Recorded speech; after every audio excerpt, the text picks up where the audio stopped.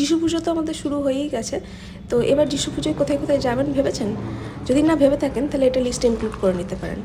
আমরা ওই মাঝামাঝি সময়ে গেছিলাম, না ডিনারের সময় না কফি খাওয়ার সময়তে। তো গিয়ে ভাবলাম যে কফি দিয়ে শুরু করেছিলাম, তারপরে এসব স্যুপ টুপ অনেক কিছুই অর্ডার করেছিলাম। আসলে এতে দেখতেই পাচ্ছেন ক্রিসমাসের ডেকোরেশন তো সব হয়েই গেছে, আর এটা তো বোধহয় কমাস ধরে আছে, আমি ঠিক জানি না। 2024-এ এই জায়গাটা খুলেছে, নাম টাম শুনিনি, হঠাৎ রাস্তায় যেতে যেতে ভাবলাম এই মিরাবেল বলে কি একটা দেখাচ্ছে, সাউদার্ন এভিনিউ দিয়ে যাচ্ছিলাম আর কি।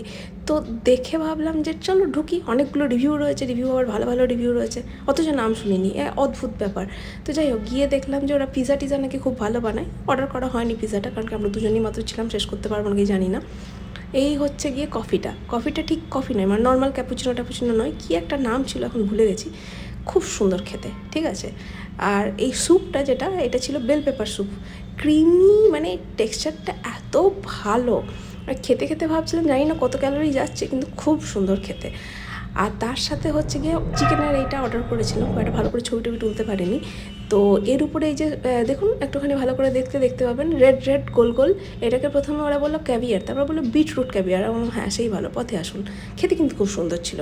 তো প্রত্যেকটা ডিশ খেয়ে এই একটু এদিক ওদিক ছবি টবি তুলে একটু প্রেম করে তারপরে বাড়ি চলে এসেছিলাম। তো একটা দিন কিন্তু আপনারা যেতেই পারেন, দামটাও খুব রিজনেবল লেগেছে, ডেকরটা খুব সুন্দর, তাই সময় সুযোগ পেলে আরেকবার ঢু মেরে আসবো।